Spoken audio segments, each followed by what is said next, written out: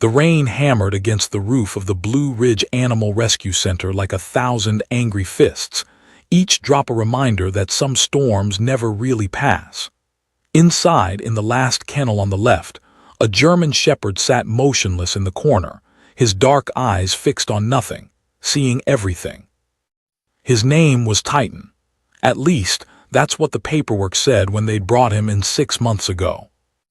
Dr. Rebecca Chen stood outside his kennel, her tablet clutched against her chest, her heart breaking for the 100th time. She'd been running this rescue for 8 years, had seen dogs come through here who'd survived the worst humanity had to offer. But Titan was different. Titan was broken in a way that went beyond physical scars. "Any change?" Her assistant, Marcus, appeared beside her with fresh water bowls. He was a veteran himself, Army, 2 tour in Iraq, and he'd taken a special interest in Titan from the day the dog arrived. "None," Rebecca said quietly. "He won't eat unless I leave the food and walk away. Won't let anyone within 6 feet. The slightest sudden movement and he shuts down completely." Marcus looked at the shepherd, his expression heavy with understanding. "PTSD. I've seen it in working dogs before. Something happened to him over there, something bad."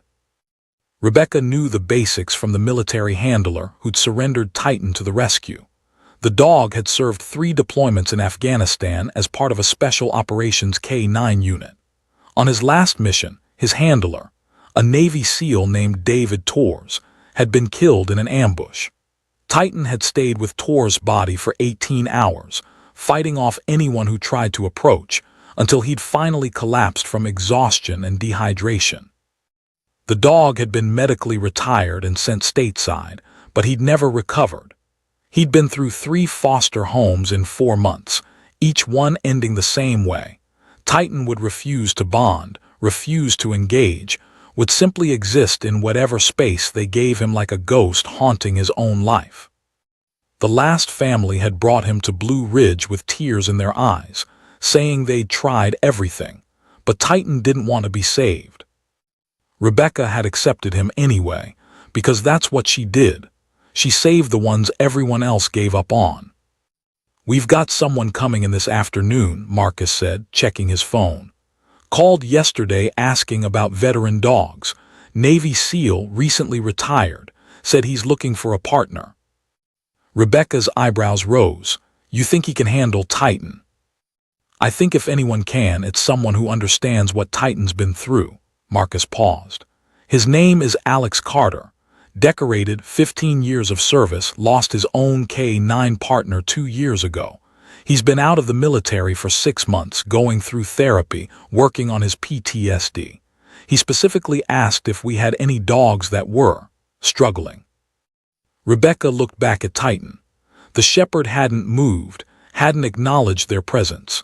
He just sat there, a statue carved from trauma and loss, waiting for nothing because hope had died in a dusty Afghan village along with the man who'd meant everything to him. "What time?" she asked. 3 o'clock. Rebecca checked her watch. 4 hours. 4 hours to prepare herself for another potential heartbreak, another person who would look at Titan with pity and good intentions, only to realize that some things were too broken to fix. But maybe Marcus was right. Maybe someone who carried their own scars would see past Titan's walls. Maybe someone who understood what it meant to lose everything in a single moment would have the patience to wait for healing that might never come. "Okay," she said. "Let's clean up the meeting room, and Marcus, don't mention tours. Let's see what happens naturally." Alex Carter pulled his truck into the gravel parking lot of Blue Ridge Animal Rescue at 2:55 p.m., his hands gripping the steering wheel tighter than necessary. The rain had slowed to a drizzle, leaving the world gray and wet, and somehow fitting for what he was about to do. He'd been avoiding this for months. His therapist had suggested it gently at first, then with more insistence. "You need to consider getting another K-9, Alex. You need that partnership, that purpose. It's part of your healing." But how could he explain that getting another dog felt like a betrayal? Like he was trying to replace Havoc. his K9 partner of 8 years, the Belgian Malinois who'd saved his life more times than he could count and had died protecting him from a suicide bomber in Syria. Alex had survived, Havoc hadn't, and Alex carried that guilt like a second skin. But the empty house was killing him. The silence, the lack of purpose, the way he'd wake up at 400 expecting to take Havoc out for their morning run, only to remember that Havoc was buried in a military cemetery with full honors, and Alex was alone. So here he was, at a rescue center in rural Virginia, about to meet dogs who'd been abandoned, abused, or otherwise failed by the world.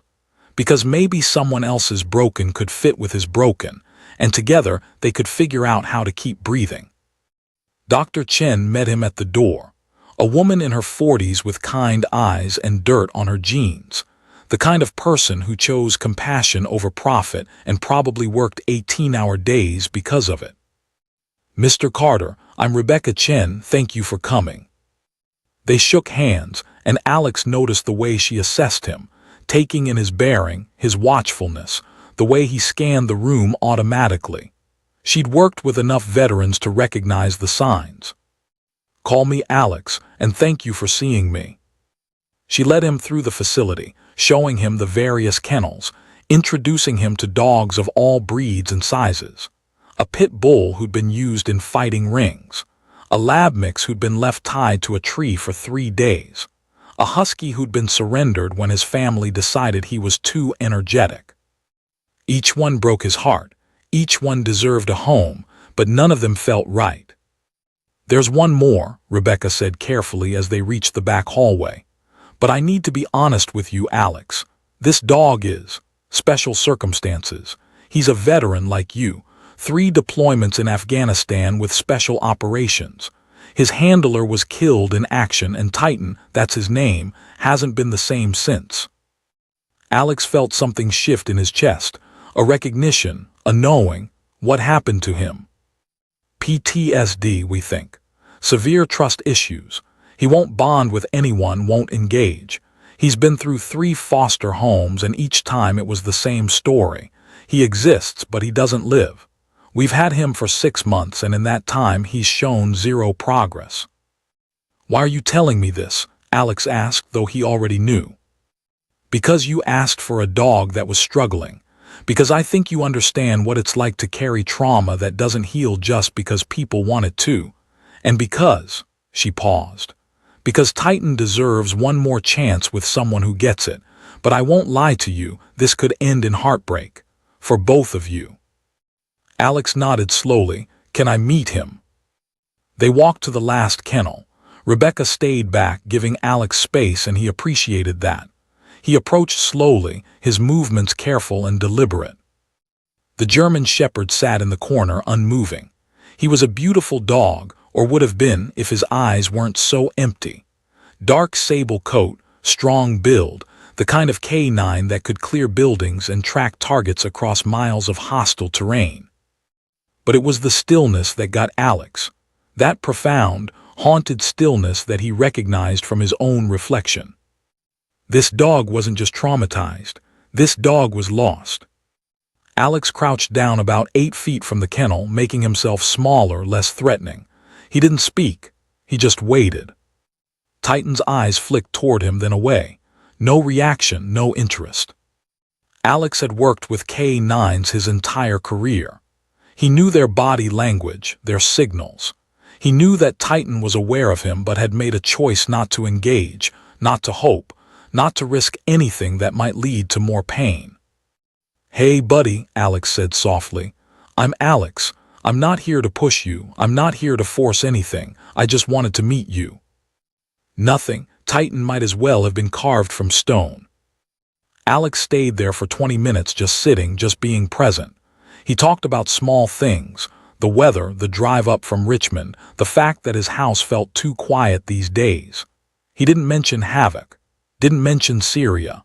Didn't mention the nights when he woke up screaming, certain he could still hear the explosion, could still feel the impact that should have killed him. Finally, Alex stood. "Thanks for your time, Titan. I'll be back tomorrow if that's okay. No pressure, just, I'd like to sit with you again. He turned to leave, nodding to Rebecca when he heard it. A voice not his own, a memory. Sharp and clear, from a mission briefing 3 years ago. A SEAL he'd worked with, talking about his K-9 partner with pride and love. Titan's the best combat tracker in the unit, David Torres had said. Smart, loyal, fearless. He saved my life more times than I can count. Alex froze. He turned back to the kennel, his heart pounding. Dr. Chen, what was his handler's name? Rebecca consulted her tablet. Torres, David Torres, he was killed in Helmand Province, February 2023, ambushed during a night raid. Alex's voice was rough. I knew him, not well, but we crossed paths a few times. He was a good man, one of the best. Rebecca's eyes widened. You knew Titan's handler. Alex moved back to the kennel, his mind racing. He looked at Titan, really looked at him, and saw something flicker in those dark eyes. Recognition, awareness. It was gone too quickly to be sure. Titan, Alex said, his voice carrying the weight of shared loss, shared understanding. Your dad was David Torres. He talked about you all the time, said you were the bravest dog he'd ever known. Titan's head shifted slightly, just a fraction, but it was movement, it was something. Alex's throat tightened. I lost my partner too, 2 years ago. Different mission, same kind of pain, and I know, his voice cracked. I know what it's like to survive when the person you were supposed to protect didn't make it. I know what it's like to feel like you failed, like you should have done more, like breathing is betraying their memory. Titan's ears twitched. His eyes, for the first time since Alex had arrived, focused fully on the man crouched outside his kennel. I can't promise to replace Torres, Alex said quietly. No one could, and I can't promise that trusting again won't hurt because it probably will. But I can promise that I understand. I can promise that whatever time you need, however long it takes, I'll be here. Because we're both broken, buddy, and maybe broken recognizes broken. The silence stretched between them, heavy with grief and possibility. Then Titan did something he hadn't done in 6 months. He stood up. He walked, slowly, cautiously, every muscle tense with the effort of moving towards something instead of away, to the front of the kennel. He sat down, 3 feet from where Alex crouched, and looked at him with eyes that were no longer empty. They were full of pain, full of loss, full of questions. But they were alive. Rebecca Chen, watching from the hallway, felt tears stream down her face. In 6 months, Titan had been a ghost. In 6 minutes with Alex Carter, he'd taken his first step back toward being a dog. Can I open the kennel? Alex asked, not taking his eyes off Titan. Yes, Rebecca whispered. Alex opened the gate slowly, leaving it wide, giving Titan the choice. The shepherd could retreat, could shut down, could decide that hope was still too dangerous. Instead, Titan took 1 step forward, then another. He stopped just outside the kennel, close enough that Alex could reach out and touch him if he wanted to. Alex didn't move, he waited. And Titan, broken, traumatized, convinced that loving meant losing, made a choice. He leaned forward and pressed his nose against Alex's outstretched hand. The touch lasted only a second. Then Titan stepped back, his whole body trembling with the effort of that trust, that risk, that tiny leap of faith. But it was enough. It was a beginning. Alex felt wetness on his own cheeks and didn't care. Good boy, he said, his voice barely a whisper. Good, brave boy. Titan's tail gave the smallest twitch. Not a wag, not yet, but an acknowledgement. A maybe. A door opened just a crack, letting in the first sliver of light after 6 months of darkness. Rebecca approached carefully. Alex, I should tell you, Titan requires specialized care. He's on anxiety medication. He has triggers we're still identifying. He might never be the dog he was before. This could be a long, difficult road. Alex looked up at her, then back at Titan. The shepherd was watching him with an intensity that felt like being seen for the first time in months. "I've got time," Alex said, "and I've walked difficult roads before, we both have. The adoption process usually takes. I'll do whatever it takes. Background checks, home visits, training requirements, I don't care. If Titan's willing to try, then so am I." Rebecca smiled through her tears. "I'll start the paperwork." As she walked away to give them privacy, Alex settled onto the floor of the hallway, his back against the wall. Titan stood in the kennel doorway, still trembling, still deciding. "Take your time," Alex said. "I'm not going anywhere." They sat like that as the afternoon light faded, two warriors who'd lost everything, who'd survived when they probably shouldn't have, who carried scars no one could see. The rain started up again outside, but inside the shelter, something was shifting. Something was healing. Not fixed, not whole, but beginning. And sometimes, in the aftermath of loss, a beginning is all you can ask for.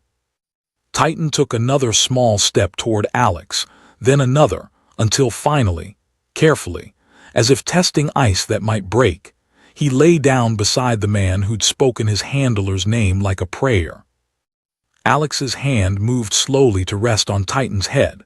The dog flinched but didn't pull away. "We're going to be okay," Alex whispered to Titan, to himself, to the ghosts they both carried. "Maybe not today, maybe not tomorrow, but someday, we're going to figure out how to live again." Titan's eyes closed, and for the first time in 6 months he didn't look haunted. He looked tired. And tired meant he was willing to rest. Which meant he was willing to believe that maybe, just maybe, tomorrow would come. And that was enough. For now, that was more than enough. Marcus found Rebecca in her office an hour later, watching through the window as Alex sat with Titan, neither moving, just existing together in the kind of silent companionship that spoke louder than words. "Think it'll work?" Marcus asked. Rebecca wiped her eyes. "I think they need each other. I think they're both looking for a reason to keep fighting, and maybe they just found it. That dog hasn't moved toward anyone in half a year. That man understood what no one else did." Rebecca turned to Marcus.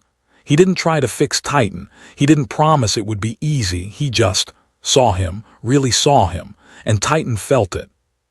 Marcus nodded, his own eyes bright. Sometimes that's all it takes, being seen by someone who understands. Outside, the rain fell. Inside, a broken dog and a broken man sat together in the gathering dark. Neither one was healed, but both were no longer alone.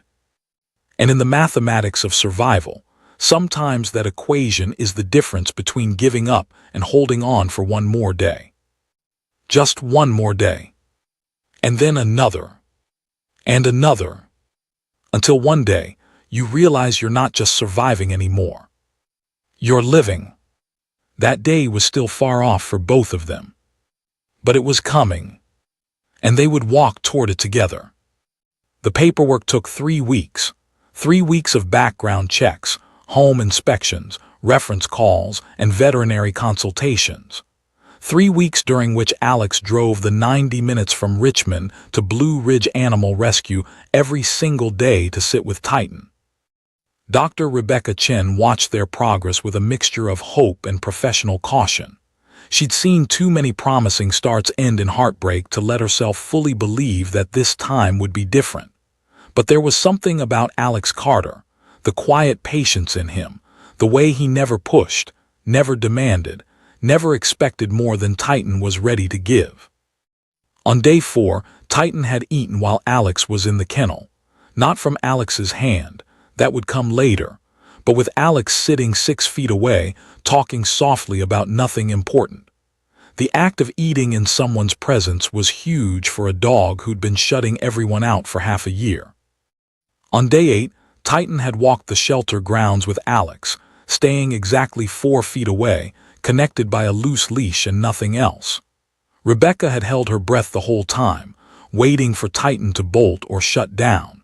Instead, the shepherd had walked with mechanical precision, his military training still embedded in muscle memory even if his spirit was shattered. On day 12, something shifted.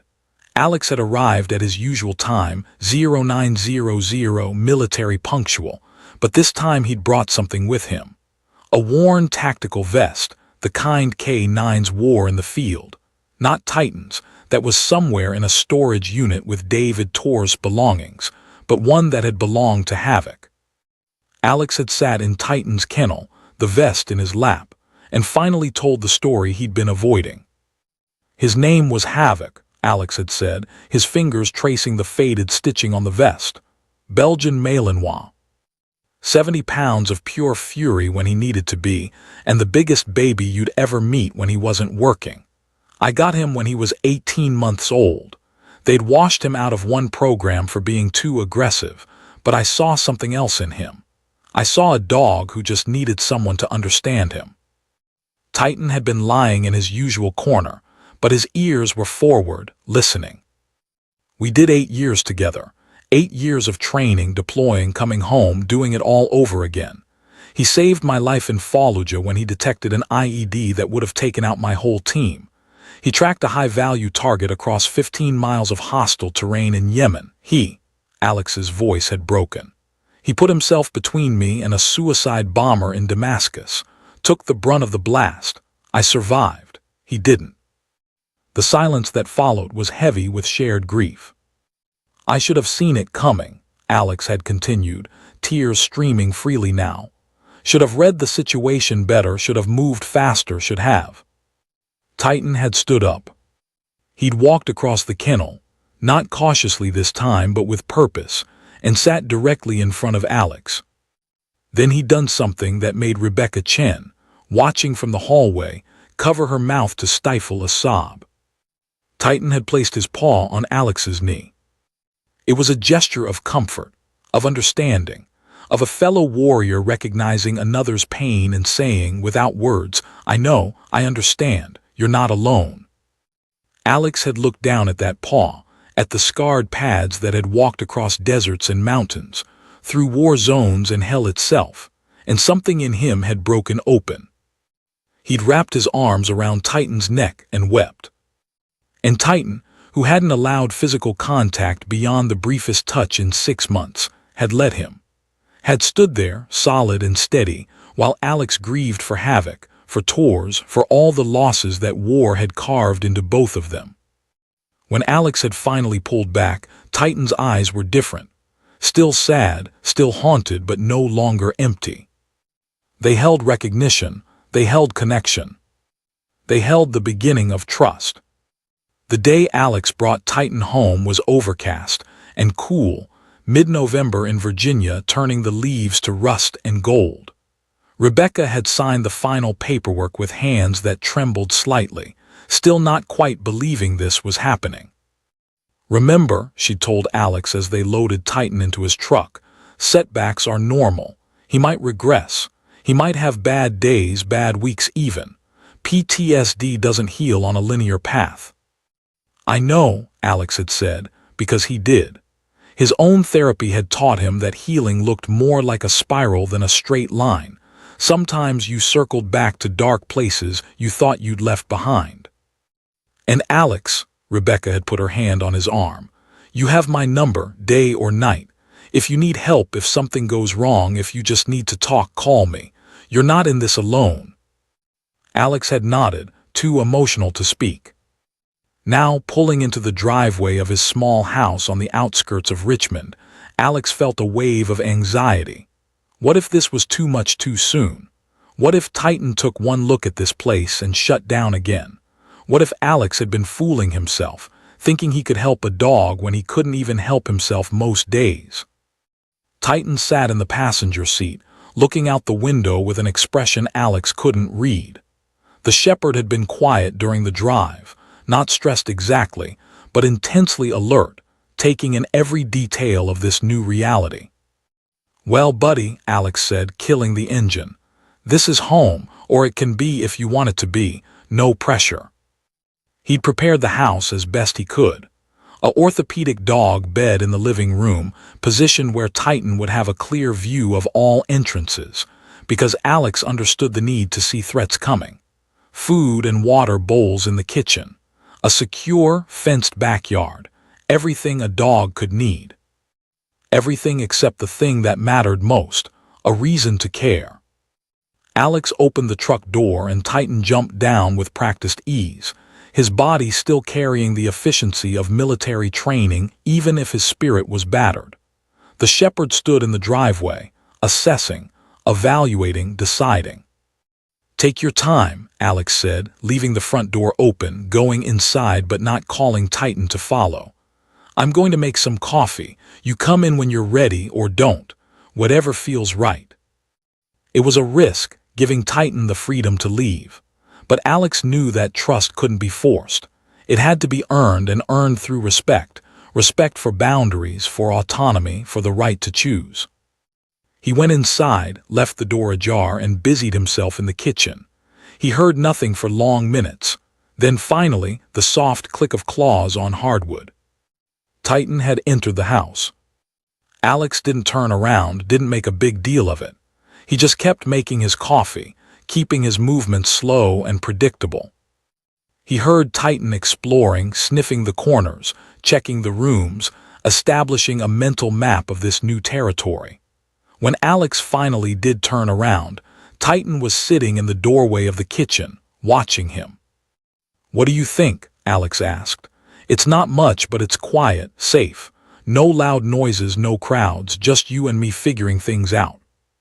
Titan's gaze moved around the room, then landed on something that made him go very still. On the mantel above the fireplace, Alex had placed 2 photos, one of Havoc, tongue out, looking happy and whole and alive, and one that Alex had found in Tor's obituary online tours with Titan, both of them in their tactical gear, somewhere in Afghanistan, squinting against the desert sun.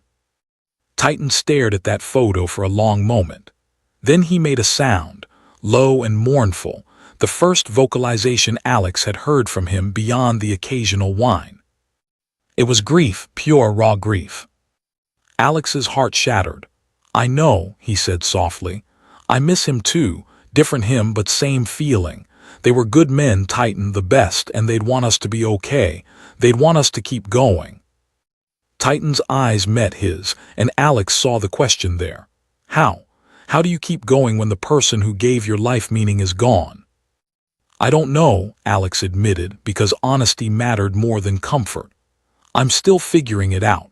Some days are better than others. Some days I can barely get out of bed, but I keep trying, and that has to count for something." He sat down on the floor, making himself Titan's level. "We'll figure it out together. Deal." Titan didn't respond, but he didn't leave either. He just stood there, looking at the photo of Tor's, his body language speaking volumes about the weight of memory, the burden of surviving. The first night was hard. Alex had set up Titan's bed in the living room, but the shepherd wouldn't lie down. He paced. He stood at the window, staring out into darkness, his whole body tense with hypervigilance that Alex recognized from his own sleepless nights. At 200, Alex gave up pretending he was sleeping and came downstairs. He found Titan in the exact same spot, still watching, still waiting for threats that existed only in memory.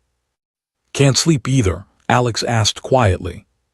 Titan's ear flicked toward him, but his gaze didn't waver from the window. Alex settled onto the couch with a blanket. "I get nightmares," he said into the darkness. "Flashbacks. Sometimes I wake up convinced I'm still in Syria, that the explosion is happening all over again. My therapist says it's PTSD, that it's normal for what we've been through, but normal doesn't make it easier." He paused, listening to the silence of the house, broken only by Titan's quiet breathing. "I wonder what you dream about," Alex continued. "What you see when you close your eyes. I wonder if you replay that last mission, if you hear the gunfire, if you remember." He stopped, his throat tight. "I read the report. I called in some favors, talked to guys who were there. They said you were incredible, said you tried to wake Tors up, tried to get him to move, Said you stood over his body and wouldn't let anyone near him, like if you could just protect him long enough, he'd get up again. Titan's whole body shuddered. You didn't fail him, Alex said firmly. You did everything right. You were loyal and brave and everything a K9 is supposed to be. What happened wasn't your fault. It was war. It was chaos. It was wrong place, wrong time, wrong everything. But it wasn't you. Slowly, Titan turned from the window. His eyes found Alex in the darkness, and there was such pain there, such profound hurt, that Alex had to look away. Come here, Alex said softly, patting the couch beside him. You don't have to keep watch all night. That's my job now. I've got the first shift. You can rest. For a long moment, nothing happened. Then Titan moved, not to the couch, but to the floor directly in front of it, positioning himself between Alex and the door, between potential threats and the person he was slowly, cautiously deciding to protect. It was pure instinct, pure training, but it was also something more. It was Titan beginning to accept a new mission, keeping Alex safe. And in accepting that mission, he was accepting that maybe, just maybe, life had a purpose beyond surviving. That maybe there was still work to do, still someone to protect, still a reason to be brave when being brave felt impossible. Alex looked down at the shepherd lying at his feet, still tense but present, still hurting but trying. Thank you, Alex whispered, for giving this a chance, for not giving up. Titan's tail thumped once against the floor. It wasn't much, but it was there. A response, an acknowledgement. A tiny light in a very dark place, suggesting that dawn might come eventually, even after the longest night. They stayed like that until morning. Alex on the couch, Titan on the floor between him and danger, both of them awake, both of them fighting their demons, both of them just a little less alone than they'd been before. And when the sun finally rose, painting the living room in shades of gold and amber, something had shifted. Titan was still broken, Alex was still struggling. But they were broken together now, struggling together. And together they had a chance. Dr. Sarah Kim, Alex's therapist, had been cautiously supportive when he'd told her about adopting Titan. Now, 2 weeks later, she was watching him carefully during their session, noting the changes. You look better, she observed. More present. Are you sleeping? Some, Alex admitted. Not great, but better than before. Titan has nightmares too. Sometimes we both end up awake at 3 a.m. just existing in the same space. It helps, knowing I'm not the only one fighting it. How is he adjusting? Slowly, he'll eat with me in the room now. We walk every morning and evening. He stays close but won't let me touch him unless he initiates it. He's scared of loud noises, crowds, anything sudden, but he's trying. Alex paused. We're both trying. Dr. Kim smiled. That's good, Alex, really good. And how are you doing with the guilt, the survivor's guilt we've been working on? Alex looked out the window of her office, gathering his thoughts. It's still there, always will be, I think, but Titan, seeing him carry his own version of it, seeing him blame himself for Tor's death the same way I blame myself for Havoc's, it gives me perspective. I can see objectively that Titan didn't fail, that what happened wasn't his fault, and if that's true for him, maybe, he trailed off. Maybe it's true for you too, Dr. Kim finished gently. Maybe, Alex said, though the word carried the weight of uncertainty. That's progress. Recognizing it intellectually is the first step. Believing it emotionally takes longer. Be patient with yourself. That's what I tell Titan every day. Be patient, take it slow, you're doing fine. Good advice, Dr. Kim said with a knowing look. Maybe you should try taking it yourself. The breakthrough came on a Tuesday evening, 3 weeks after Titan came home. Alex was in the kitchen making dinner. Nothing fancy, just pasta and store-bought sauce, when he heard it. Barking. He dropped the spoon and ran to the living room, his heart pounding, expecting to find Titan in distress, maybe having a flashback or... Titan was at the front window barking at something outside. Not panic barking, but alert barking. The kind of barking that said, "There's someone here. I'm doing my job. I'm protecting our territory." Alex looked out the window and saw the mailman walking up the driveway. It was the most normal, mundane, civilian thing in the world. A dog barking at the mailman. But for Titan, traumatized, shut down, convinced that engaging with the world only led to pain, it was monumental. He was responding to stimuli. He was behaving like a dog instead of a ghost. He was coming back. "Good boy," Alex said, his voice thick with emotion. "Good alert, Titan. That's the mailman. He's okay. He's safe." Titan stopped barking but remained at the window, watching as the mailman delivered a package to the porch and left. His body was still tense, still ready, but there was a difference in him.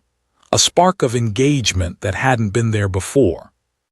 When the mailman was gone, Titan turned to look at Alex with an expression that seemed to ask, "Did I do good? Did I do my job?" "You did perfect," Alex said, crouching down. "Come here, buddy." And Titan did. He crossed the room without hesitation and sat directly in front of Alex, close enough that their knees touched. Alex slowly raised his hand, giving Titan every chance to back away. The shepherd's eyes tracked the movement, but he didn't flinch, didn't retreat. Alex's hand settled on Titan's head, gently, reverently, with all the respect one warrior shows another. Titan leaned into the touch. It was trust, real, genuine trust. It was Titan saying, "I choose this. I choose you. I choose to believe that maybe not everyone leaves, maybe not everyone dies, maybe sometimes things work out." Alex felt tears on his cheeks and didn't bother to hide them. "Thank you," he whispered. "Thank you for trying. Thank you for being brave." Titan's tail wagged. A real wag this time, sweeping back and forth with something that looked almost like happiness. They stayed like that for a long time, man and dog, both broken, both healing, both learning that sometimes the bravest thing you can do is let someone in, even when every instinct screams to build walls and hide. That night, for the first time, Titan slept. Not just rested with his eyes closed, but actually slept. Deep, peaceful sleep where his paws twitched and his lips moved, like he was dreaming of running instead of remembering war. And Alex, watching from the couch where he dozed off reading, thought about second chances. About how you couldn't replace what you'd lost, couldn't go back and fix what was broken, couldn't undo the traumas that had carved themselves into your soul. But you could move forward. You could choose to live instead of just survive. You could find new purpose, new connections, new reasons to get up in the morning, even when the weight of grief made it feel impossible.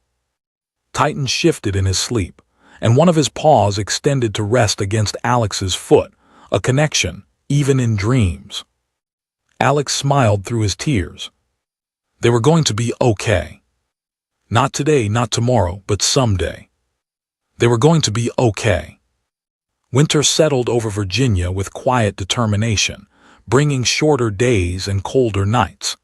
Alex and Titan had fallen into a rhythm, walks at dawn and dusk, training sessions that were more about rebuilding confidence than teaching new skills, quiet evenings where they simply existed together without demands or expectations.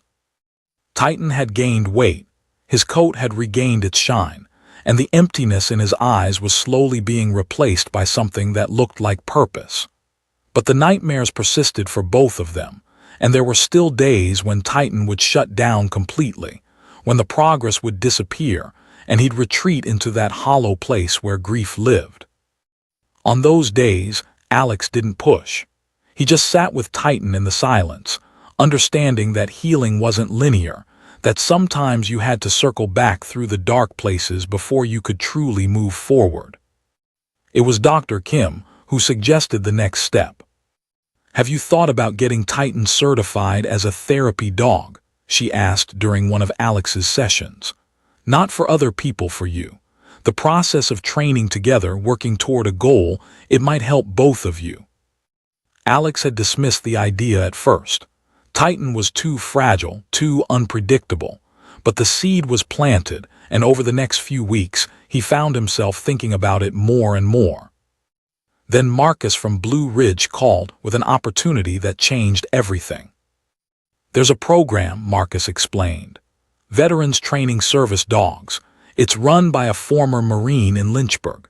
Vets with PTSD work with rescue dogs, training them to be service animals for other disabled veterans. It's a win-win.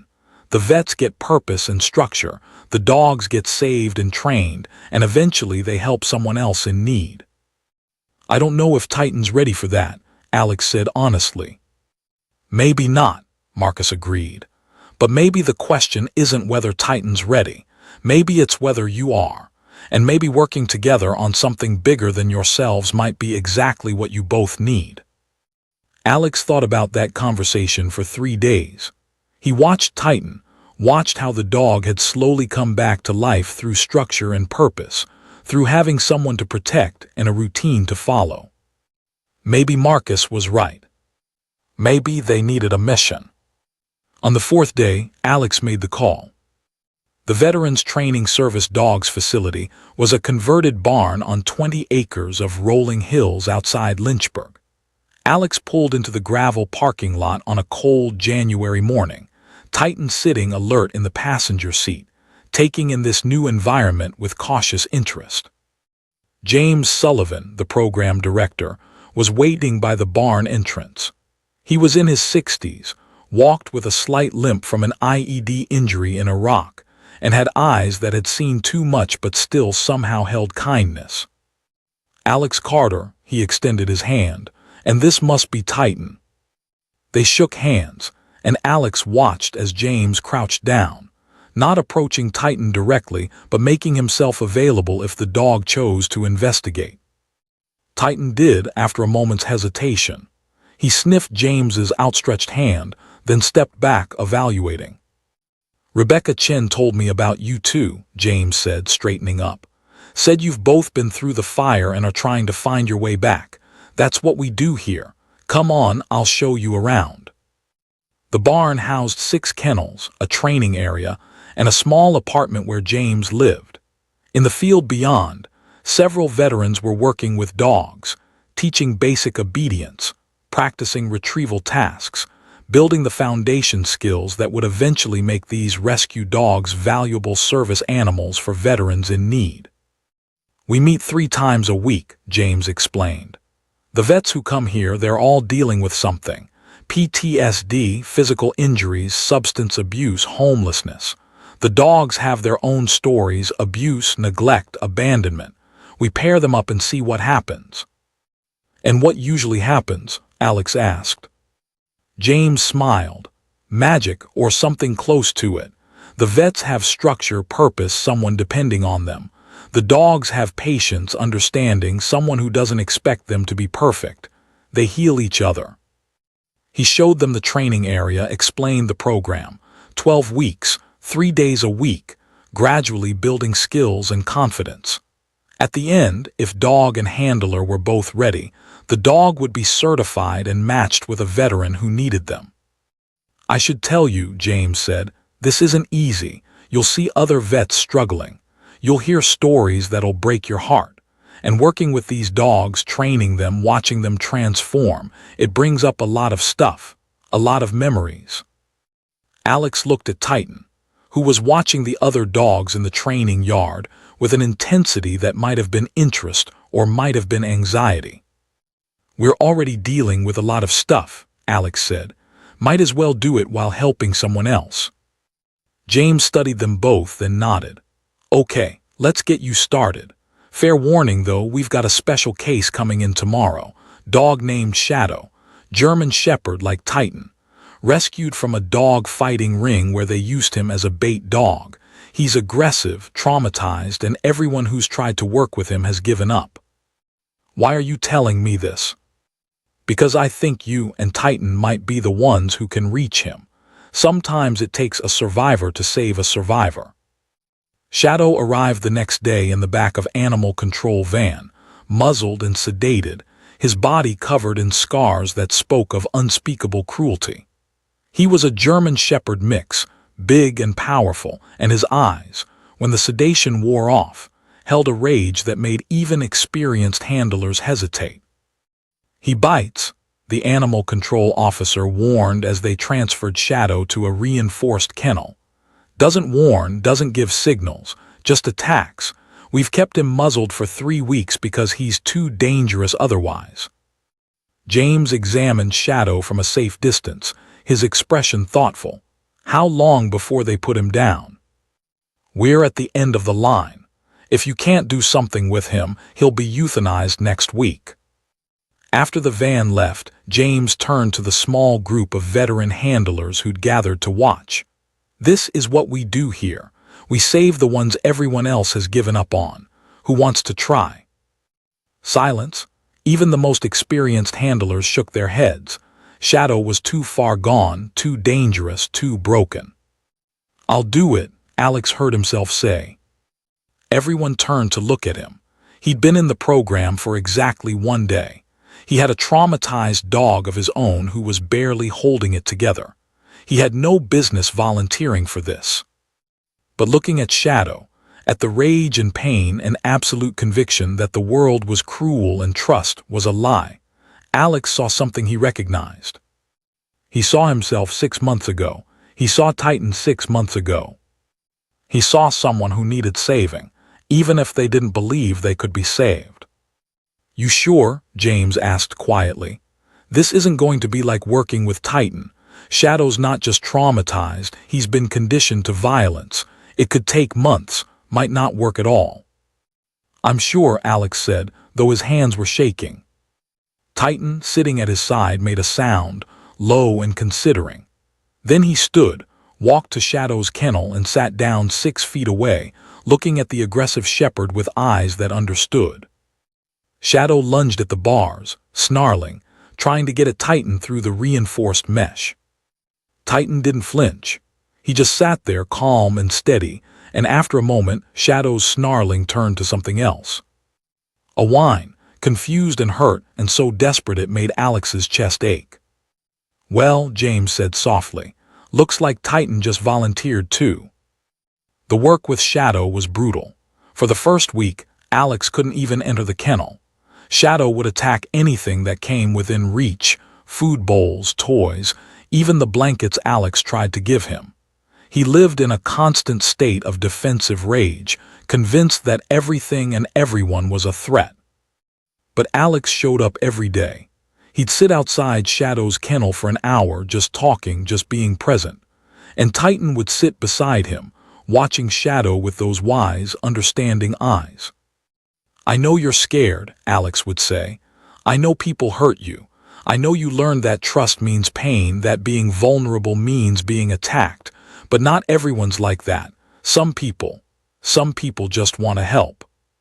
Shadow would pace and snarl, but Alex could see the dog listening, could see the conflict in those angry eyes, the part that wanted to believe warring with the part that knew better than to hope. On day 8, Alex tried something different. He brought Tor's photo, the one of Titan and his handler together, and held it up for Shadow to see. "This is why Titan understands you," Alex said. "His handler died. Titan tried to save him and couldn't. He spent 6 months thinking that everything was over, that there was no point in going on." Sound familiar? Shadow stopped packing, his eyes fixed on the photo with an intensity that was almost frightening. "But Titan's learning something," Alex continued.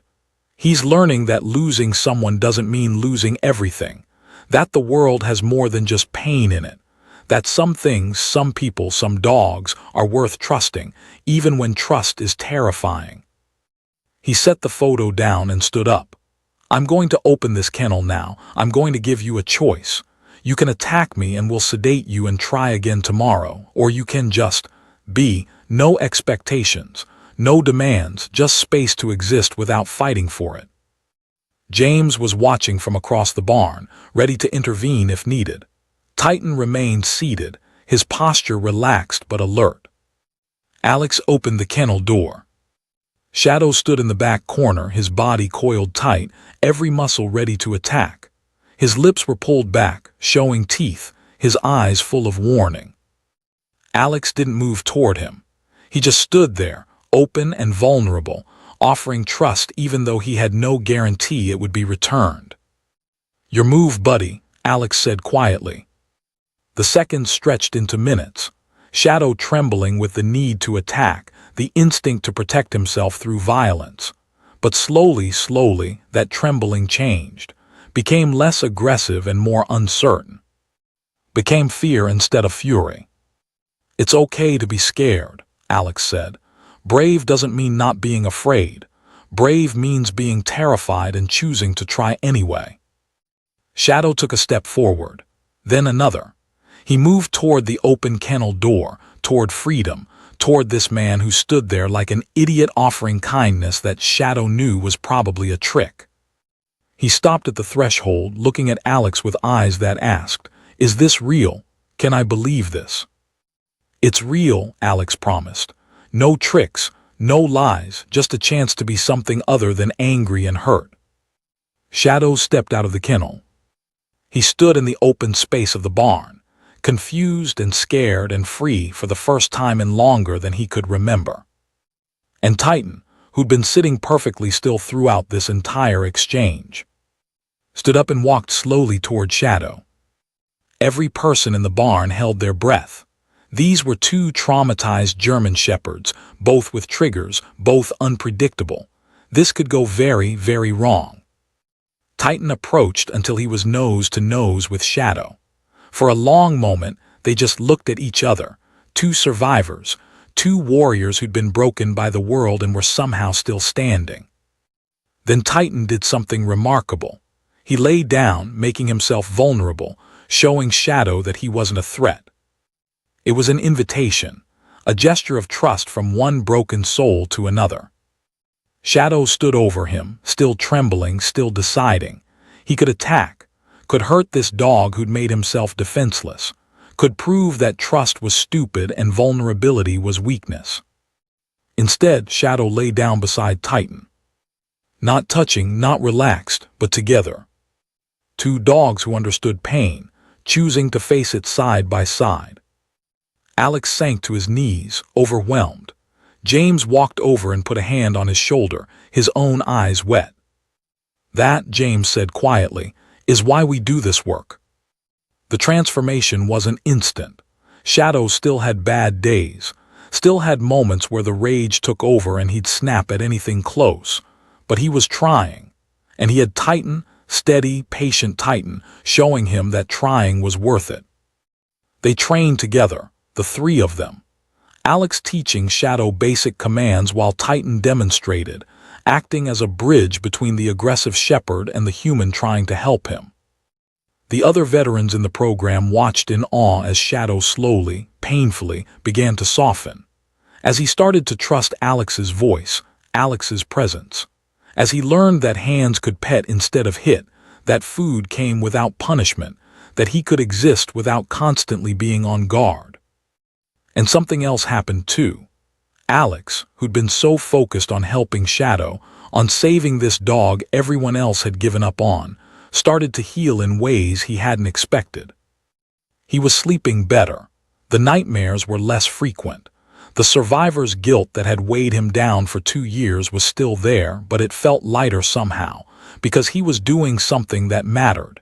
He was saving a life. He was making a difference. And Titan, beautiful, brave Titan, was thriving. Having a purpose, having Shadow to mentor, had given him a reason to be strong. He'd gone from broken and shut down to confident and engaged. He still carried his scars, still had hard days, but they were fewer and farther between. 6 weeks into the program, James pulled Alex aside. "I've been doing this for 8 years, James said. "I've seen a lot of success stories, but what you've done with Shadow, what Titan's done, that's something special. You two have a gift for reaching the unreachable." "We just understand what it's like," Alex said. "We've been there. We know how hard it is to trust after everything's been taken from you." "Exactly," James agreed. "Which is why I want to talk to you about making this more permanent. I'm getting older, Alex. This program needs someone to take it over eventually, someone who gets it, Someone who can look at a dog like Shadow and see possibility instead of liability. Alex stared at him. You're offering me a job. I'm offering you a mission. You're a SEAL, you understand missions. This would be yours, saving the dogs no one else wants, training them with vets who need purpose, creating these bonds that save lives on both ends.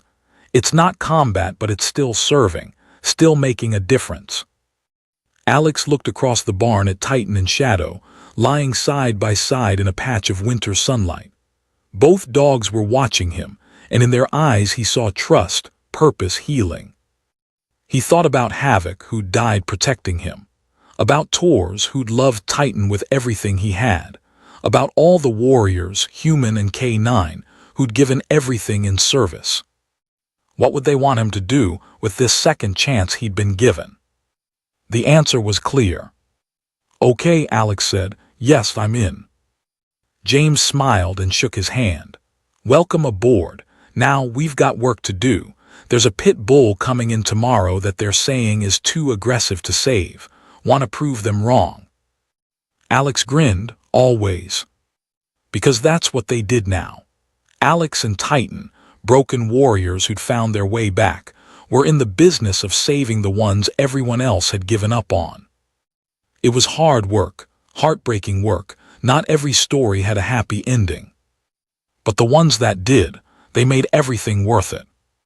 And as winter slowly gave way to spring, as Shadow learned to trust and Alex learned to forgive himself, as Titan stood tall and strong and whole, they all discovered something profound.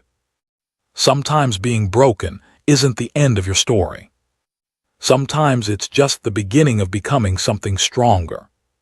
Spring arrived in Virginia with an explosion of dogwood blossoms and warming air, bringing with it a sense of renewal that felt almost intentional. Alex had been working at the Veterans Training Service Dogs program full-time for 3 months now, and the transformation in both him and Titan was remarkable. Titan had become the program's unofficial therapy dog, the one they brought in when a particularly traumatized rescue needed a role model. His calm presence and patient mentoring had helped more dogs than Alex could count, and watching Titan find purpose in helping others had completed something in the shepherd that all the training and love couldn't quite reach. Shadow had graduated the program 2 weeks ago, certified and matched with a Marine who'd lost both legs in Kandahar. The day Shadow left, walking confidently beside his new partner, Alex had cried. The good kind of tears this time, the ones that meant hope and healing and lives being rebuilt. It was a Tuesday morning when everything changed. Alex was in the training barn with Titan and a new arrival, a Belgian Malinois named Chaos who'd been rescued from a hoarding situation and was terrified of everything when his phone rang. Unknown number, Virginia area code. Alex Carter, he answered, keeping his voice low so as not to startle Chaos. Mr. Carter, this is Deputy Marshal Sandra Ortiz with the U.S. Marshals Service. Do you have a few minutes to talk? Alex felt his body tense, old instincts kicking in. Marshals didn't call for social visits. Yes, ma'am. I've been given your name by several people in the military and law enforcement community as someone with unique expertise in working with traumatized K9s. Is that accurate?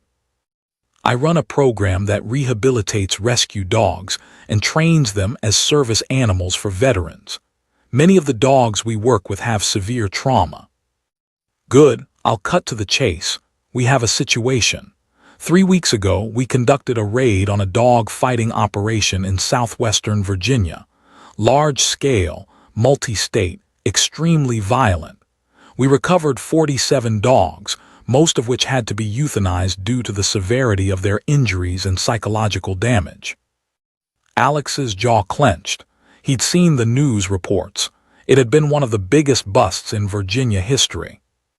One of the dogs we recovered is Special Circumstances, Ortiz continued.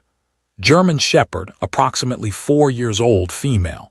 Based on our investigation, we believe she was stolen from a military base 18 months ago. She has a microchip that matches a K9 named Nova who went missing from Fort Benning. Alex's heart started pounding. A military working dog in a fighting ring. We don't think she was used for fighting. Based on her scarring and condition, we believe she was being used as a training target, a dog that fighters would practice on before going into the ring. Ortiz paused. She's in bad shape, Mr. Carter. Physically, she'll recover, but psychologically, she won't let anyone near her.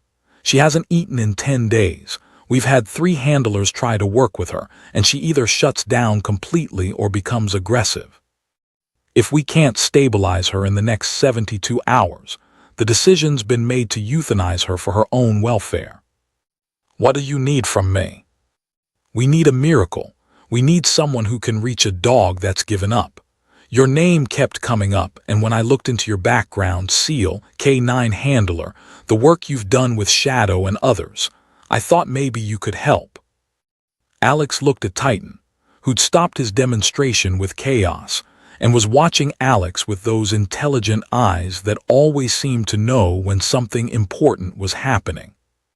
Where is she? Animal control facility in Roanoke. I can have you cleared and on site within 2 hours if you're willing. Alex thought about his schedule, 3 training sessions today, 2 evaluations tomorrow. But he also thought about a military working dog, stolen and brutalized, suffering alone because no one could reach her. He thought about Titan, sitting in that rescue shelter for 6 months, waiting to die because he couldn't let anyone in. I'll be there in 90 minutes, Alex said. The Roanoke Animal Control Facility was a low, institutional building that smelled of disinfectant and desperation. Deputy Marshal Ortiz met Alex in the parking lot, a woman in her 40s with sharp eyes and the bearing of someone who'd seen the worst humanity had to offer. Thank you for coming so quickly, she said, shaking his hand. She looked at Titan, who stood at Alex's side in his service vest. This is your dog. Titan, he's a veteran too. Afghanistan, 3 deployments. He understands what Nova's been through, probably better than I do. Ortiz led them inside, through corridors lined with kennels holding the survivors of the fighting ring raid.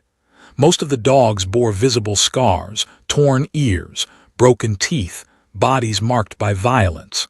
Some barked frantically as they passed.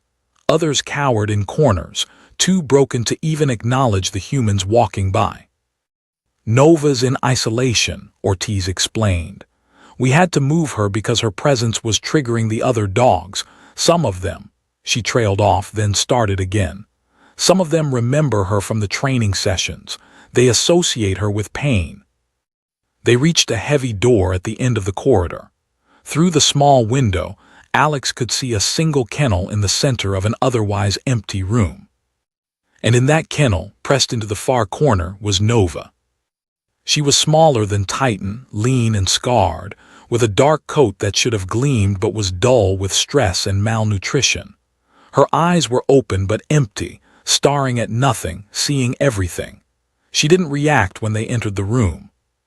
This is Dr. Rachel Kim, our consulting veterinarian, Ortiz said, gesturing to a woman in scrubs who stood off to the side. Dr. Kim nodded grimly. She's dehydrated, malnourished, and covered in bite wounds at various stages of healing. We've been trying to treat her, but any approach triggers either complete shutdown or aggression. We've been sedating her for medical care, but we can't keep doing that indefinitely. Alex studied Nova, taking in every detail. Her ears were torn, her muzzle scarred, but it was her eyes that broke his heart. The same emptiness he'd seen in Titan's eyes 6 months ago, the absolute conviction that hope was a lie and trust meant pain. Has anyone tried using another dog? Alex asked. We didn't want to risk it, Dr. Kim said. Her aggression is unpredictable, and we weren't sure how she'd react to another K9. Titan's not just another K9, Alex said quietly. He's a survivor, and he saved more broken dogs than I can count. With your permission, I'd like to try. Ortiz and Dr. Kim exchanged glances. If something goes wrong. Then we'll sedate them and try something else. But I'm telling you, Titan knows what he's doing." After a long moment, Ortiz nodded. "Okay, but at the first sign of aggression." "I'll pull him out," Alex promised. He took a breath, centered himself, then looked at Titan. "You ready, buddy?" Titan's tail wagged once. "Ready." Alex approached Nova's kennel slowly, Titan walking at his side with perfect heel discipline. Nova's eyes tracked them, but she didn't move, didn't react. Just watched with that terrible emptiness. "Hey, Nova," Alex said softly, crouching down about 6 feet from the kennel. "My name's Alex. This is Titan. We're here to help if you'll let us." Nothing, not even a flicker of acknowledgement. "Titan was like you once," Alex continued. "Broken, shut down, convinced that everything good had ended and there was no point in trying anymore. He lost his handler in Afghanistan, watched him die and couldn't save him, spent 6 months thinking that was the end of his story." He paused, watching for any sign that she was listening. But it wasn't the end, it was just a really dark middle part. And now he helps other dogs who are going through the same thing. He shows them that survival is possible, that healing is possible, that sometimes when you're absolutely certain you can't go on, that's when someone shows up who understands. Titan had been sitting perfectly still, but now he made a sound, low and gentle, the kind of vocalization he used with the most traumatized dogs in their program. It wasn't quite a whine, wasn't quite a bark. It was communication, dog to dog, saying things humans couldn't translate but other K9s understood perfectly. Nova's ear twitched. It was the first sign of life she'd shown. "Can I open the kennel?" Alex asked Dr. Kim. "Are you insane if she attacks?" "She won't," Alex said with a confidence he didn't entirely feel. "She's not aggressive, she's terrified, there's a difference." After a tense moment, Dr. Kim nodded. "On your head be it." Alex opened the kennel door but didn't approach. He simply sat down on the floor, making himself small and non-threatening, and waited. Titan stood, looked at Alex for permission, then slowly, so slowly, walked toward Nova's kennel.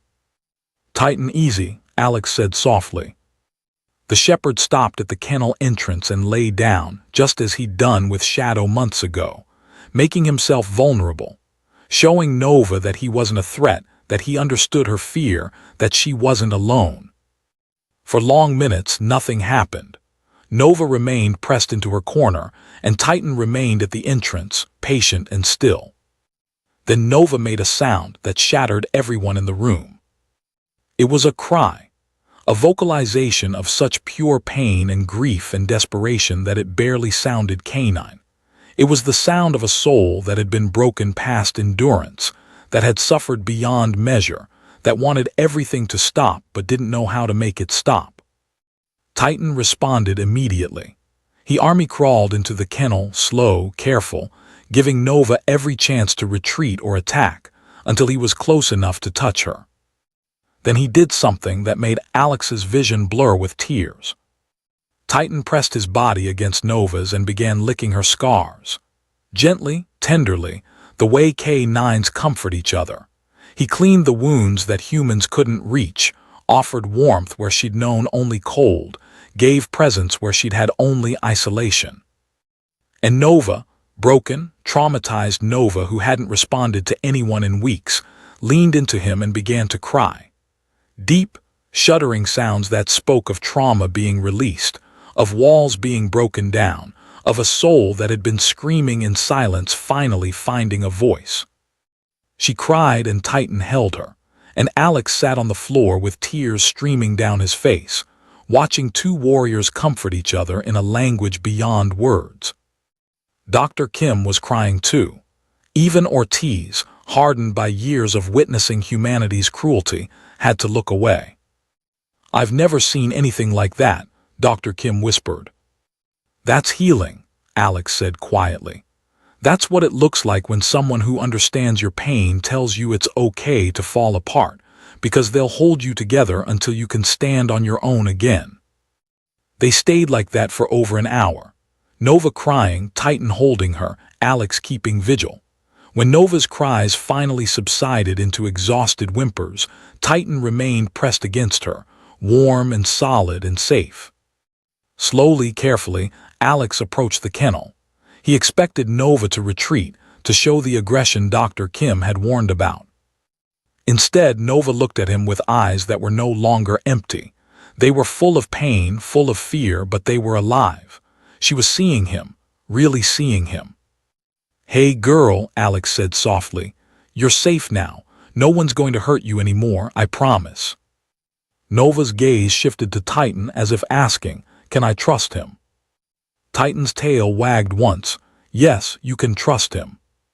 Nova took a shaky breath, then did something that no one in that room expected. She crawled forward out of her corner across the kennel floor until her nose touched Alex's outstretched hand. It was trust, fragile, tentative, terrified trust, but it was there. "Good girl," Alex whispered, his voice breaking.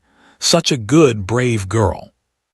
Behind him, Ortiz was on her phone. "Stand down on the euthanasia order. We have movement. Repeat, we have positive movement." Dr. Kim approached slowly with a bowl of water. Nova's eyes tracked it, but she didn't retreat.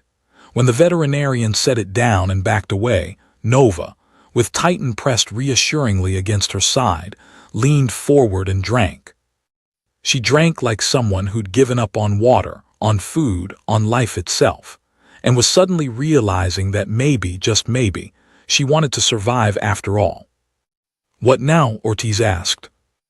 Alex looked at Nova, at Titan, at the bond that had formed in the space of an hour. He thought about his program, about the barn and the other dogs and the work that waited.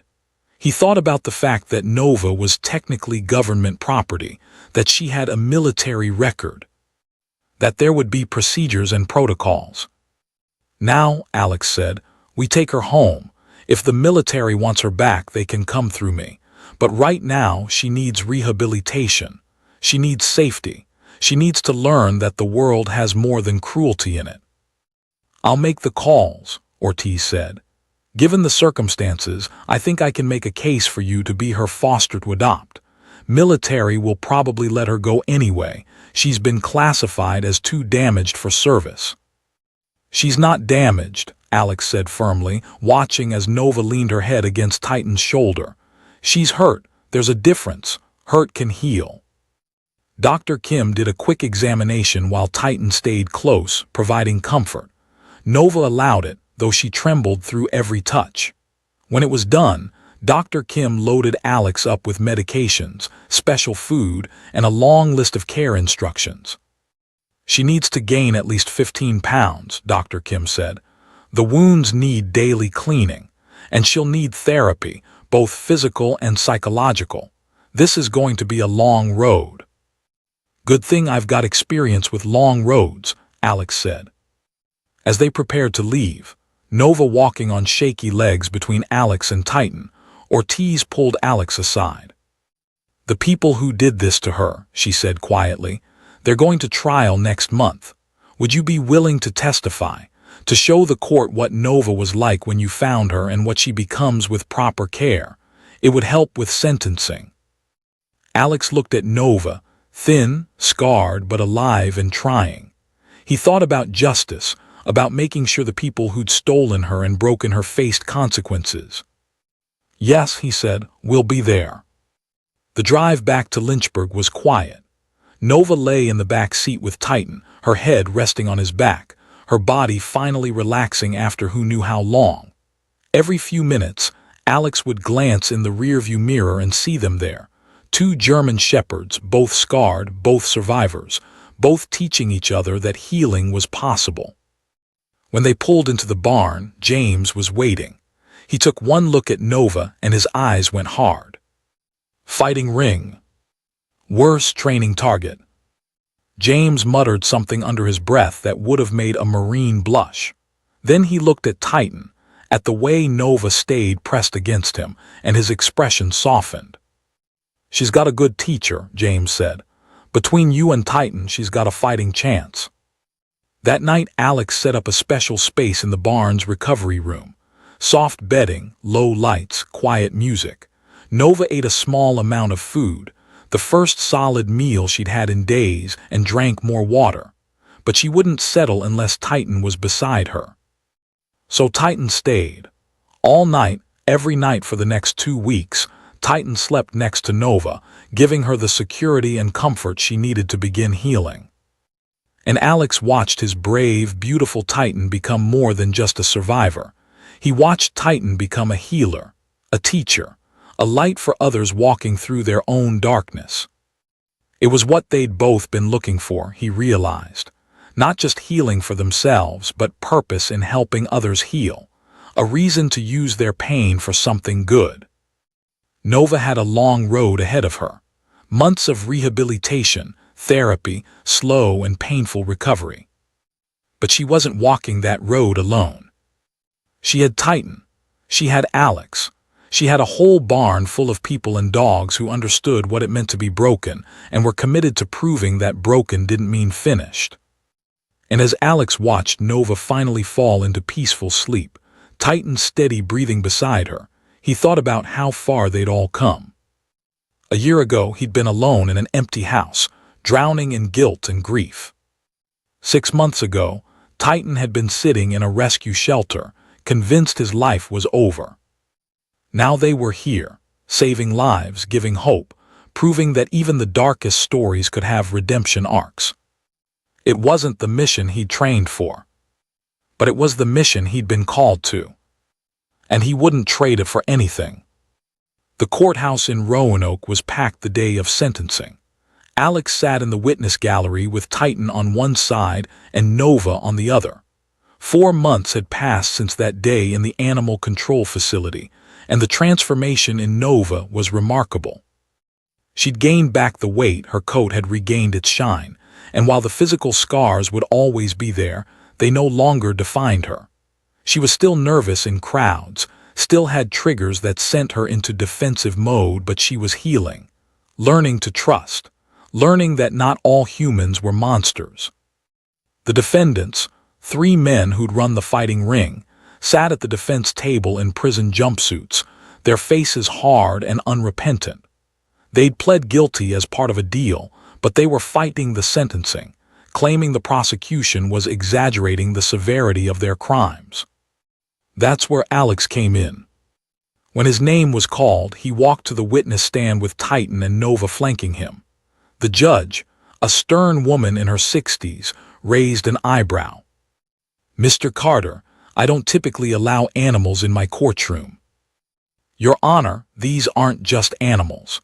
This is Titan, a decorated military working dog who served 3 tours in Afghanistan. And this is Nova, another military working dog who was stolen from Fort Benning and spent 18 months being tortured by the defendants. Their presence is relevant to my testimony." The judge considered this, then nodded. "Proceed." The prosecutor, a sharp young woman named Amanda Ross, approached the stand. "Mr. Carter, can you describe Nova's condition when you first encountered her?" Alex took a breath, remembering. She was the most broken creature I've ever seen. She hadn't eaten in 10 days. She wouldn't let anyone approach her. She'd given up on living, but her body wouldn't let her die. The veterinarians were preparing to euthanize her because they believed she was beyond help. And what changed? Titan? Alex's hand dropped to the shepherd's head. Titan understood what Nova had been through because he'd survived his own trauma. He showed her that survival was possible, that healing was possible, that not everyone would hurt her. Amanda pulled up photos on the courtroom screen. Nova in the animal control facility, gaunt and hollow-eyed, pressed into the corner of her kennel. Then photos from last week. Nova running in the training field, playing with other dogs, her eyes bright and alive. Several jurors wiped at their eyes. Even the judge looked affected. "These dogs," Alex said, his voice steady but passionate, "are warriors. They serve our country with courage and loyalty." Nova was stolen from her military base and turned into a training dummy for dogs being conditioned to kill. For 18 months, she endured daily attacks, abuse, starvation. The only reason she survived was because her military training made her too valuable to kill outright. She could take more damage than regular dogs, so they could practice on her longer. One of the defendants looked away. The others stared at their hands. What these men did, Alex continued, wasn't just illegal. It was a betrayal of everything these dogs represent. Nova earned the right to a peaceful retirement after her service. Instead, she got hell, and she'll carry those scars, physical and psychological, for the rest of her life. The defense attorney tried to cross-examine, tried to suggest that Nova's recovery proved the abuse wasn't that severe. But then Amanda did something brilliant. "Mr. Carter, could you demonstrate the extent of Nova's trust issues?" Alex understood immediately. He stood, asked Titan to stay, and walked 10 feet away from Nova. The shepherd immediately began to panic. Her breathing quickened, her body tensed, and she looked frantically for Titan, for Alex, for her anchors in a world that had taught her that being alone meant being hurt. Titan moved to her immediately, pressing against her, calming her with his presence. "This happens every time we're separated," Alex explained. "Nova can't be alone. She can't trust that we'll come back. 4 months of intensive rehabilitation, and she still can't believe that people won't abandon her or hurt her when she's vulnerable." He returned to Nova, and she pressed against his leg, trembling. "This is what trauma looks like, Your Honor. This is what these men created, and this is what Nova will carry for the rest of her life." The courtroom was silent, except for the sound of muffled crying from the gallery. When the defense rested, the judge took a long moment before speaking. "I've presided over many animal cruelty cases," she said, "but this is the first time I've truly understood the depth of damage that can be inflicted. Mr. Carter, thank you for your testimony, and thank you for giving Nova a chance when everyone else had given up." She turned to the defendants. "You are sentenced to the maximum allowed by law, 15 years each, to be served consecutively, and I'm recommending that upon release, you be permanently barred from owning or being near any animals. What you did to Nova and the other dogs in your care was unconscionable." The defendants were led away, and Alex felt something in his chest ease. It wasn't complete justice. Nothing could give Nova back the 18 months they'd stolen, couldn't erase the scars they'd left. But it was something. It was acknowledgement. It was consequence. Outside the courthouse, Deputy Marshal Ortiz was waiting. "Hell of a testimony," she said. "The judge was right. You gave Nova a chance. Most people wouldn't have even tried." "Most people didn't have Titan," Alex said, his hand on the shepherd's head. "He did the real work. I just facilitated." Ortiz smiled. "I'm glad I called you that day, and I'm glad Nova found her way to you." She paused. "There are more dogs out there, you know, more Novas, more animals who have been failed by people and need someone who won't give up on them." "I know," Alex said, "and we'll be there for as many as we can." As they drove back to Lynchburg, Nova settled in the back seat with Titan, finally calm now that they were together again. Alex watched them in the rearview mirror and thought about how far they'd all come. But the journey wasn't over. It was about to take another turn. The call came 2 weeks later. Rebecca Chen from Blue Ridge Animal Rescue, her voice tight with urgency. "Alex, I need your help. We have a situation." 20 minutes later, Alex was walking into the rescue with Titan and Nova, his heart already heavy because he knew that tone. He'd heard it before. Rebecca met him at the entrance, her face drawn. "We got a call from a military widow. Her husband died 6 months ago, Army Ranger, killed in a training accident. He had a K9 partner, a Belgian Malinois named Sergeant. The dog was retired and living with the widow, but she can't handle him anymore. He's aggressive, destructive, completely out of control. She's got 2 small kids, and she's terrified he's going to hurt someone." "Where is he now?" "She brought him in this morning. Alex, he's worse than Titan was, worse than Nova. He's shut down so completely that I don't think there's anyone home anymore." They walked to the isolation kennels, and Alex saw him.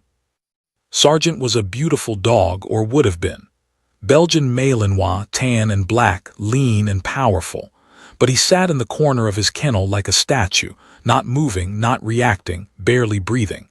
His eyes were open but seeing nothing. His handler's name was Marcus Webb, Rebecca said softly. Sergeant was with him when he died. Equipment malfunctioned during a training exercise. Marcus fell 70 feet. Sergeant tried to climb down to him, fell himself, broke 3 ribs. By the time they got to them, Marcus was gone and Sergeant was lying on top of his body, refusing to leave. Alex's throat tightened. Jesus. The widow kept him, tried to honor Marcus's memory by caring for his dog. But Sergeant wouldn't eat, wouldn't engage. He'd just sit in Marcus's office and stare at the wall. When the kids would try to play with him, he'd snap. Not biting, just warning, telling them to leave him alone. She finally admitted she couldn't do it anymore. Alex looked at Sergeant, at the complete shutdown, the absolute absence of will to live. He'd seen it before in Titan, in Nova, but this felt different. This felt final. Has anyone tried to work with him? 3 trainers. He won't respond to anything. Won't take food from hands, won't walk on a leash, won't acknowledge commands. It's like his whole system shut off when Marcus died and never came back online. Alex studied the dog for a long moment. Then he looked at Titan and Nova, both waiting patiently at his side. Can I try something? Rebecca nodded, though her expression was doubtful. Alex opened Sergeant's kennel door and gestured for Titan and Nova to enter. Sergeant didn't react, didn't even acknowledge their presence. Titan approached first, using the same slow, careful movement he'd used with Nova. He walked up to Sergeant and sat down beside him, close but not touching. Still nothing from Sergeant, just empty eyes staring at nothing. Then Nova moved. She circled around until she was facing Sergeant, and she did something that made Alex's chest ache. She whined. The same heartbreaking sound she'd made in the animal control facility, the sound of a soul in agony, crying out for connection, for understanding, for help. And Sergeant's eyes flickered, just for a second, a tiny spark of recognition that someone else was in pain, someone else was suffering. Nova whined again, then she lay down in front of Sergeant, making herself vulnerable, showing him that she understood. For long minutes nothing happened. Then slowly, so slowly, Sergeant's head lowered until his nose touched Nova's. It was the smallest gesture, but it was contact, it was acknowledgement, it was Sergeant saying, I hear you, I see you, I understand. Alex felt tears on his face and didn't try to hide them. Rebecca was crying too. How did she know? Rebecca whispered. How did Nova know exactly what he needed? Because she's been there, Alex said. She knows what it's like to be so broken you can't even cry out anymore. And she knows that sometimes the only thing that brings you back is someone else's pain, because it reminds you that you're not alone in the darkness. They stayed with Sergeant for hours. Titan and Nova took turns providing presence, warmth, connection. And slowly, painfully, Sergeant began to come back. He didn't eat, didn't walk, didn't show joy, but he acknowledged them. He allowed touch. He accepted that he wasn't alone. When Alex finally stood to leave, Sergeant made a sound, low and broken, asking them not to go. We'll be back tomorrow, Alex promised. And the next day, and the day after that, as many days as it takes. You're not doing this alone, Sergeant, not anymore. The work with Sergeant was the hardest thing Alex had ever done. Harder than any combat mission, harder than any rescue operation. Because this wasn't about physical challenges or tactical problems. This was about reaching a soul that had decided it was done, that had chosen to exist in limbo because actually living was too painful. But they kept trying. Alex, Titan, Nova, James, Rebecca, a whole team of people who refused to give up. And slowly, over weeks and then months, Sergeant began to heal. He started eating when Titan ate beside him. He started walking when Nova led the way. He started engaging with Alex when he realized that Alex understood what it meant to lose your partner, your purpose, your reason for existing. 6 months after Sargent arrived at the rescue, he graduated from the rehabilitation program. And when Alex loaded him into the truck beside Titan and Nova, heading back to the barn, he felt something shift in his chest. This was his purpose. This was his mission. Not combat, not deploying to distant war zones, but this, saving the ones who'd saved others, giving second chances to warriors who'd given everything. They'd started something, he and Titan, something that mattered. The Veterans K-9 Recovery Program, they called it. A specialized branch of James's organization that focused exclusively on military and service dogs who'd been traumatized, abandoned, or failed by the system. It grew rapidly. Word spread through military channels about the SEAL and his team of rescue dogs who performed miracles. Dogs that other programs had given up on found their way to Alex's barn, and most of them, not all but most, found their way back to life. Titan became a legend in the K-9 community. The dog who'd been broken and came back, who used his own trauma to heal others. He was featured in military journals, dog training magazines, news stories. But the fame didn't change him. He remained what he'd always been, a warrior with a gentle heart, using his strength to protect the vulnerable. Nova became Titan's co-therapist, working with female dogs who responded better to her gentle approach. Her story, stolen, tortured, saved, and now saving others, inspired people across the country. She showed that the darkest origins didn't determine your ending. And Sargent found his purpose too. He was matched with another Army Ranger's widow, a woman whose husband had died in Afghanistan, leaving her with 2 young boys who needed a protector, a guardian, a piece of their father's world to hold onto. Sargent became that for them, not a replacement for what they'd lost, but a bridge to healing, a reminder that love could survive even after death. 1 year after Alex first walked into Blue Ridge Animal Rescue to meet Titan, he stood in the training barn surrounded by 15 German Shepherds, Belgian Malinois, and mixed breeds, all of them veterans of war or service, all of them broken in some way, all of them healing. Titan sat at his side, gray starting to show around his muzzle but his eyes still sharp and knowing. Nova was working with a young German Shepherd who'd been retired due to anxiety. Sargent was demonstrating proper play behavior for a dog who'd forgotten how to be a dog.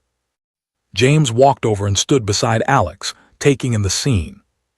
"You know what you've built here," James said quietly. "You've built a family, not a traditional one, but maybe the most important kind. People and animals who understand what it means to suffer and who choose every single day to help others through that suffering." Alex looked around the barn, at the veterans working with dogs, at the dogs working with each other, at the beautiful, complicated ecosystem of healing they'd created. "Titan built this," Alex said. "I just followed his lead." "No," James corrected gently. "You both built it, him by surviving, you by refusing to let him survive alone." That night after everyone had gone home, Alex sat on the porch of the barn with Titan lying beside him, watching the sun set over the Virginia hills. He thought about David Torres, who'd loved Titan so much. He thought about Havoc, who'd given his life so Alex could live. He thought about all the warriors, human and K-9, who'd paid the ultimate price.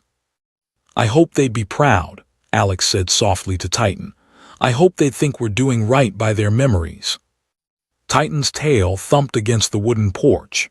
He lifted his head and looked at Alex with eyes that held wisdom, peace, and something that looked a lot like contentment. Then he did something he rarely did. He vocalized, a soft, happy sound that Alex had learned meant, "We're doing good. This is right. This is where we're supposed to be." Alex wrapped his arm around Titan's shoulders, feeling the solid warmth of him, the steady breathing, the life that pulsed through this beautiful, brave soul who'd come so close to giving up but chose to fight instead. "Yeah," Alex said, his voice thick with emotion. "We're doing good, buddy. We're doing real good." The sun set in brilliant oranges and reds, painting the sky like a promise. Tomorrow there would be more dogs to save, more trauma to navigate, more hard days and setbacks and moments of doubt. But tonight, in this moment, there was peace. There was purpose. There was a man and his dog, both broken warriors who'd found their way back to wholeness by helping others do the same. And there was hope, so much hope, because every dog they saved, every life they rebuilt was proof that broken wasn't permanent, that trauma didn't have to be a life sentence, that sometimes the very things that shattered you could become the tools you used to heal others. Titan leaned his head against Alex's shoulder, and Alex closed his eyes, feeling tears of gratitude slip down his face. A year ago, he'd been dying inside, drowning in survivor's guilt and purposelessness. A year ago, Titan had been a ghost, existing but not living, waiting for an end that wouldn't come. Now they were here, alive, healing, helping, making a difference that would ripple out through hundreds of lives, dogs and humans both, for years to come. It wasn't the mission Alex had trained for, but it was the mission he was born for. And as the stars began to appear in the darkening sky, Alex made a silent promise to Tors, to Havoc, to all the warriors who hadn't made it home. "We'll keep going. We'll keep fighting. We'll honor your memories by saving the ones you loved, by giving them the second chances you didn't get. We'll turn our pain into purpose, our trauma into healing. And we won't stop, not ever, because that's what you'd do if you were still here. This is our mission now, and we won't fail." Titan sighed contentedly, his eyes drifting closed, finally at peace after so long in darkness. And Alex smiled through his tears, holding his best friend, his partner, his fellow warrior close. They'd found their way home. Not to a place, but to a purpose. Not to who they were before, but to who they'd become. And it was enough. More than enough.